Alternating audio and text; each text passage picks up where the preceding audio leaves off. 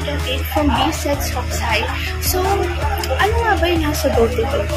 First, what's my go-to? This one. So, ito yung bag ko. Very accessible lang siya. Lightweight. Hindi talaga siya ganyan lang siya.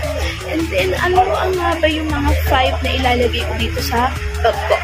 First, I really need my phone with charger and power bank. Unfortunately, I can't find my power bank. So, here's the charger. And then, second one, money. Of course, we need money.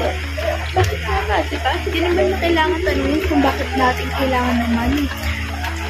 Money can buy everything. Just kidding. And then third, this one. Canned goods. Kasi lalo na kapag easy open. Lalo na kapag dun sa mga alamidad na ganun, kailangan natin na easy open na kasi wala naman tayo maghanap pa ng chain ng container.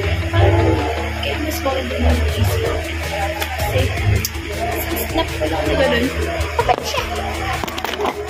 Ilan na tayo? 4. The fourth one is this one. The hygiene kit with medicine kit inside. Nandito yung mga sabon, shampoo, ano pa ba? Like yung mga bath-aid na rin, nandito na rin. And then yung may hand cream pa. Yan, then sanitary napkin. And then yung dala ko namang medicine kit.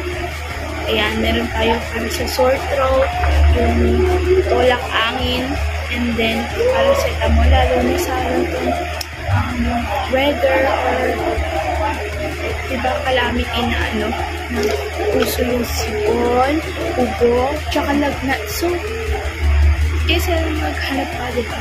Kailangan natin talaga magdala. Be ready. And then also vitamins yun para hindi na tayo agad malagyan ng sakit. Mas better na ready yung katawan. And that's all. Thank you so much. Bye!